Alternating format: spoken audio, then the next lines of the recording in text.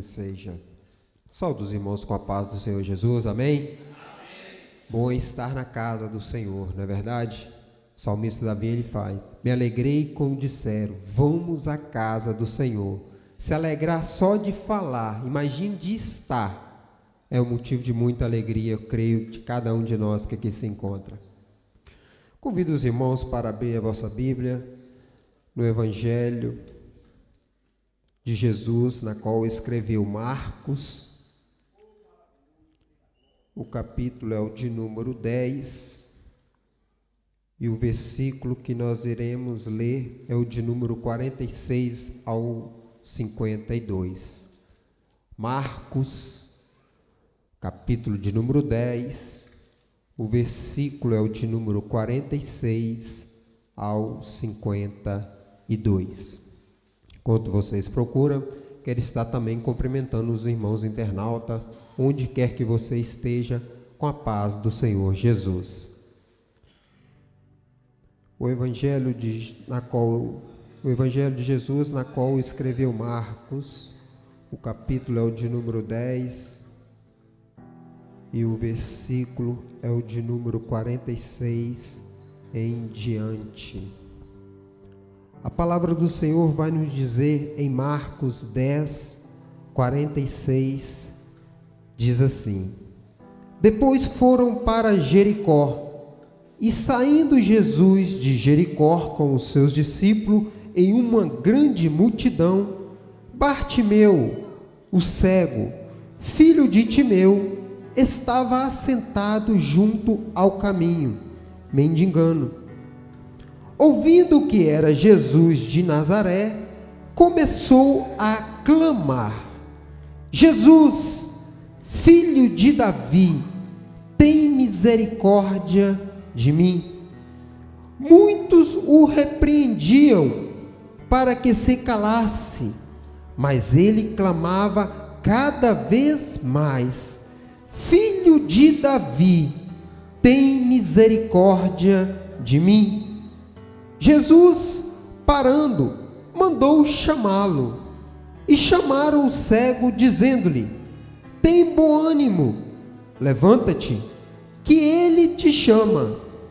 E ele, lançando-se de si sua capa, levantou-se e foi ter com Jesus. E perguntou-lhe Jesus: que queres que eu te faça? O cego respondeu: Mestre, que eu recupere a visão, ou que eu veja. Versículo de número 52. E Jesus lhe disse: vai, a tua fé te salvou. E logo ele voltou a enxergar, e seguiu Jesus pelo caminho. Amém? Essa é uma passagem, creio, que toda a igreja conhece. E nós vamos ver que nos 3 evangelhos vão estar essa passagem. E Mateus vai falar também sobre o cego de Jericó, mas Mateus vai citar 2 cegos, havia 2 cegos em Jericó. Marcos, na qual nós acabamos de ler, também fala, mas cita apenas um e dá o nome dele. E Lucas também vai falar sobre o cego de Jericó.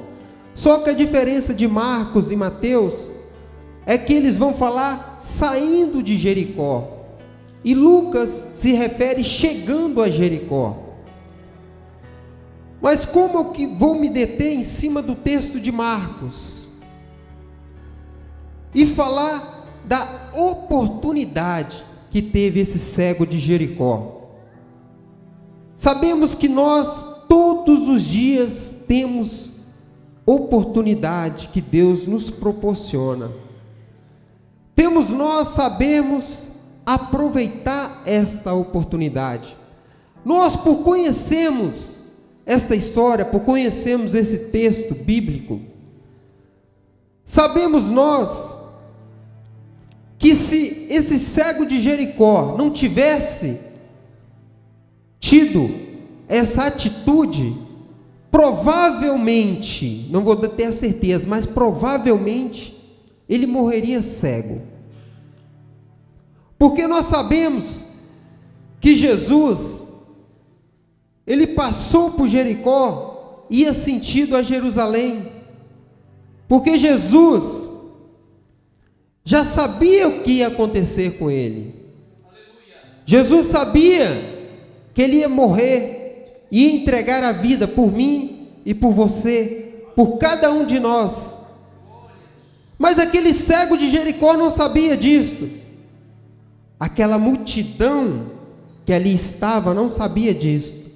Os discípulos sabiam, porque Jesus falou que o Filho do Homem ia ser entregue na mão dos homens, ia ser açoitado, ia ser torturado, ia ser esbofeteado, ia ser cuspido, ia passar pela cruz do Calvário para entregar a tua vida, para nos dar o direito à salvação.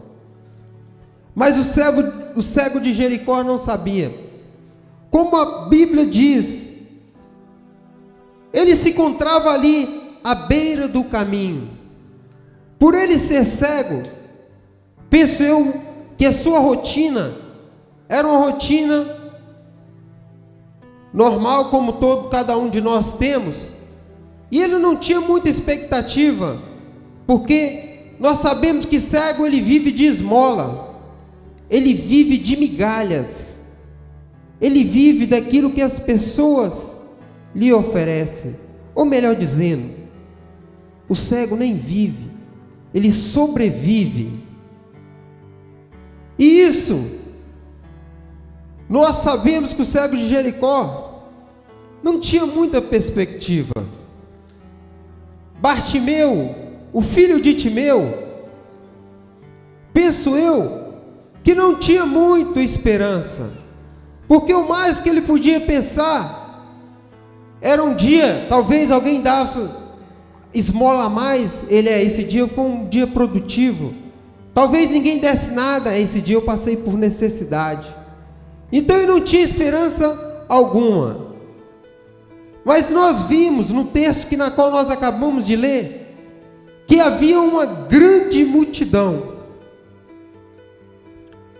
e esse cego ouve, porque a palavra de Deus ela diz que a fé ela vem por ouvir a palavra de Deus, e creio eu que esse cego era conhecedor da palavra de Deus, embora que ali, naquela multidão, nos seguidores de Jesus, ouvindo e vendo os milagres de Jesus, não entendia. Por que não entendia? Porque aquela multidão queria fazer de Jesus o rei de Israel, o rei dos judeus, porque aquela multidão estava com a sua visão, com os seus olhos carnais na terra. Mas aqui nós vemos um cego, não sei se era de nascença, porque os textos no modo geral não vai nos afirmar isso, mas só diz que ele era cego. Além dele ter um ouvido apurado, ele tinha uma visão que muitas pessoas carnais não tinham. Porque a Bíblia vai nos dizer que quando aquela multidão, querendo fazer de Jesus o rei de Israel,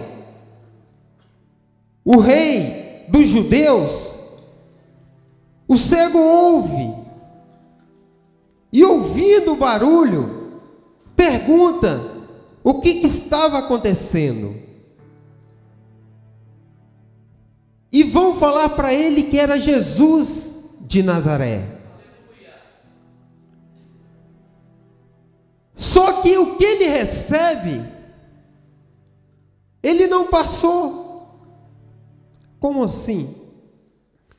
Porque o texto vai nos dizer que falaram para ele que era Jesus de Nazaré, o Nazareno. Mas aquele cego não viu Jesus de Nazaré, não viu um homem normal, mas sim viu Jesus, o sobrenatural, o Filho de Deus. Porque nós vamos ver no texto que ele, ao ouvir isso, ele clama: Jesus, filho de Davi, tem misericórdia de mim. Só que nós vamos ver que ele se encontrava sentado, porque sabemos que todas as pessoas, quando tem uma debilitação, no caso dele, a visão, ele não poderia estar se locomovendo para lá e para cá. Então, a atenção do... Se você reparar no versículo 48, muito sociedade que vive desapercebido diante da sociedade. Jesus Cristo não vai te ouvir. Mas o texto vai nos dizer que ele não se calou, mas pelo contrário, ele clamou ainda mais alto: Jesus, filho de Davi.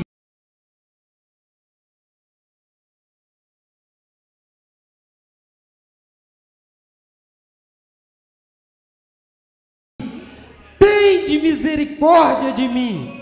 Porque muitas das vezes, você quando pensa em fazer algo, principalmente para o Senhor, para a casa do Senhor, para a obra do Senhor, pode vir pessoas querendo te impedir, pode vir pessoas até próximas de você, até seguidores de Jesus, até conhecedores da palavra, tentando te impedir, tentando fazer com que você não vá conseguir.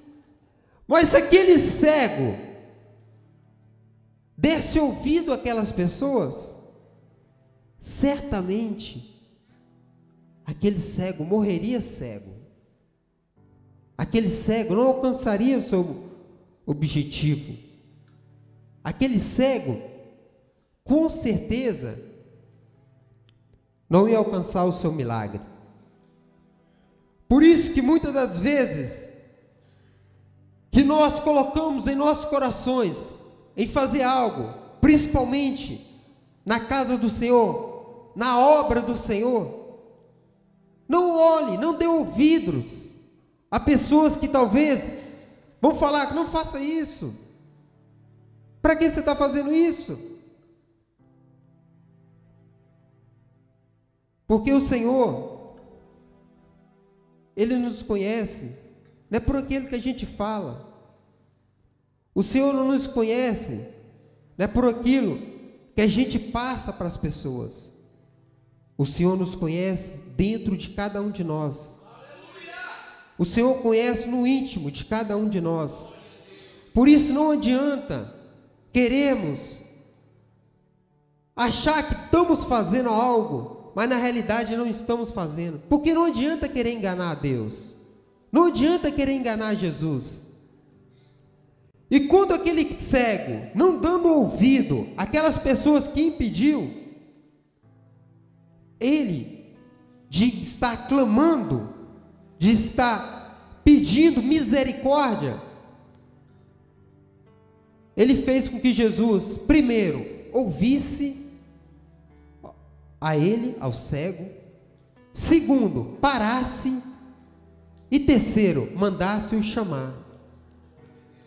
Porque a partir do momento que você clama, mesmo que alguém venha te pedir, impedir você de alcançar aquele milagre, mas você insiste, Jesus, ele vai te ouvir. Jesus, ele vai parar. E Jesus, ele vai te chamar. E o que mais me chama a atenção, quando ele para, ele ouve, ele para e manda chamar. E aqui nós vamos ver que uma coisa óbvia, aparentemente, que Jesus fala, pergunta para ele: o que que você quer que eu te faça? Porque às vezes tem coisas que é tão óbvio, que está tão nítido, que é notório aquilo que ele queria. Então, na hora que quando aquele cego vai clamar e vai chegar perante a ele e vai pedir: Senhor, eu quero ver, eu quero enxergar. Mas se nós formos ver, aquele cego já havia enxergado com os seus olhos espirituais. Porque aquele cego, ele enxergou e viu que não era apenas um homem, e viu no meio daquela multidão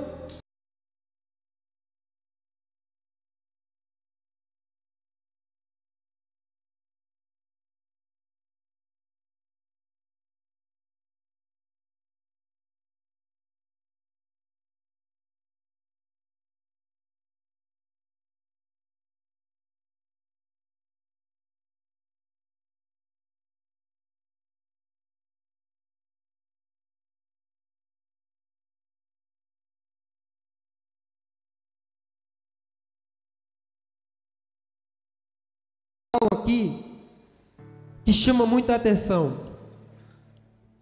que ele vai dizer: a tua fé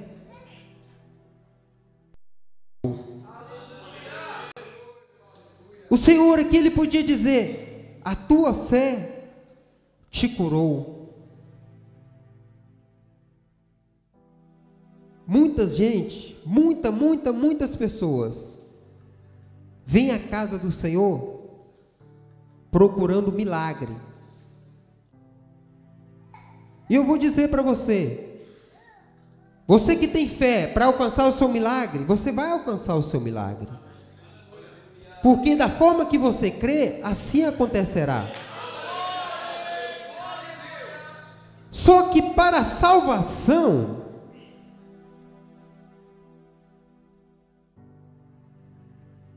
não basta apenas crer.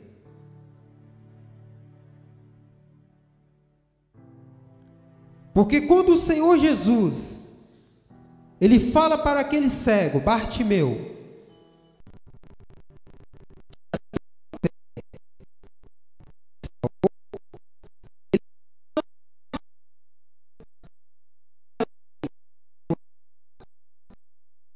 ele tinha a salvação para com ele, para com a tua vida. Por que Jesus fala isso? Porque se você for observar, que ao Jesus, ao falar aquilo, os teus olhos se abriu. E quando os teus olhos abriu, o texto vai terminar que ele seguiu a Jesus. Por isso que muitas das vezes, quando as pessoas é convidada a vir para a casa de Deus, para receber, quem sabe, um milagre, pode ter certeza, se você crê, você vai receber. Mas a sua salvação já não depende apenas do milagre que viveu. A sua salvação depende na sua caminhada com Jesus. Depende da forma como você caminhar para com Jesus. E nós vemos aqui que esse cego, ele só conseguiu a salvação porque Jesus já sabia que ao enxergar, ele ia seguir a Jesus. Por isso que muitas das vezes não adianta apenas nós convidarmos a pessoas a vir para a igreja e ela recebe, seja qual for, seja um pedido que ela venha pedir, seja uma porta de emprego, ela vai receber. Mas se ela vem apenas por esse objetivo, ela vai vir e depois ela vai se embora. A sua salvação não está garantida. Quando Jesus morreu por cada um de nós, ele nos deu o direito de termos a vida eterna. Mas para podermos ter esse direito à vida eterna, nós temos que caminhar na palavra do Senhor, nos caminhos do Senhor, nos caminhos onde ele nos ensina. Porque não adianta nada você vir receber seu milagre e se afastar.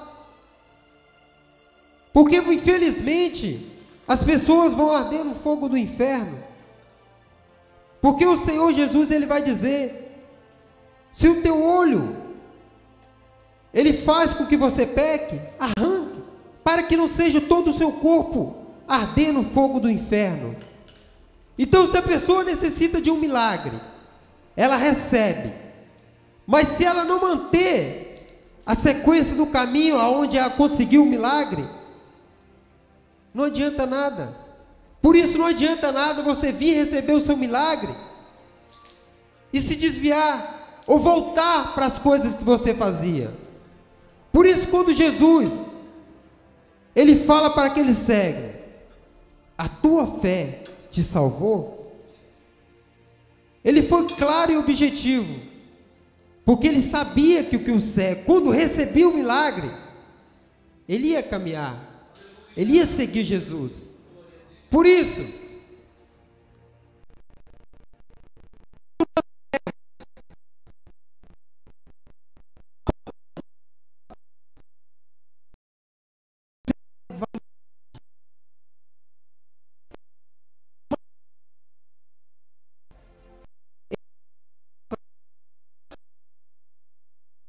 temos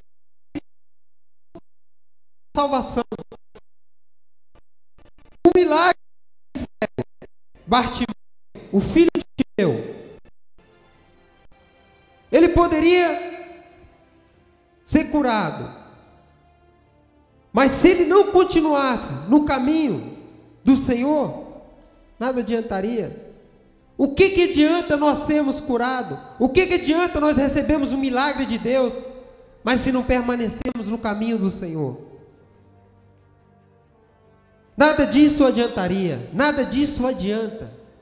Por isso, quando Jesus, ele saindo de Jericó, ao caminho de Jerusalém, para se entregar por mim e por você, ele já nos deu esse direito, de termos a vida eterna. O milagre maior que nós podemos é a nossa salvação. É claro que nós, como seres humanos, temos as nossas dificuldades e necessitamos de milagre da parte de Deus. Mas o que mais precisamos é da salvação. Porque se não for a salvação, nada adianta. Nada, nada. Você pode ser curado de um câncer maligno. Você pode ser curado da SIDA, de AIDS. Você pode ser curado de qualquer enfermidade que possa existir, como a cegueira desse cego. Mas se você não caminhar no caminho do Senhor, nada disso adiantaria. Nada, nada, nada, nada, nada, nada, nada, nada adianta. Por isso, ao procurar, ao clamar, ao receber algo do Senhor, lembre sempre, permaneça no caminho do Senhor. Porque nada adianta de você receber o seu milagre e depois arder no fogo do inferno. Nada adianta de nós procurarmos algo e depois desperdiçarmos a nossa vida eterna. Por isso eu convido a cada um de nós, vamos buscar sim milagre do Senhor, mas principalmente vamos buscar o caminho do Senhor, porque o caminho é que nos leva à salvação, é o caminho do Senhor é que nos leva a ter o direito de ter a vida eterna, é através do caminho do Senhor. Por isso eu convido a cada um de nós, está difícil, mantenha firme, está passando por tribulação, mantenha firme, está passando por algum obstáculo, barreira, dificuldade, enfermidade, mantenha firme, mantenha no caminho do Senhor, porque o Senhor, Ele tem reservado para nós, é a vida eterna. Nosso pastor já havia falado, nós podemos viver 100, 200 anos nessa terra, mas se nós não adquirirmos a salvação, nada disso adianta. Nós podemos viver aqui nessa terra 300 anos, mas se não adquirirmos a nossa salvação, nada disso vale a pena. Por isso eu convido a cada um de nós, porque essa palavra primeiro ela vem para o pregador, para depois ela passar para a igreja. Mantemos firme, mantemos no caminho do Senhor, porque o que o Senhor tem para nós é muito melhor do que nós possamos imaginar. Amém? Assim eu agradeço a minha rica oportunidade. Convido aqui o nosso pastor presidente que irá dar continuidade a esse trabalho.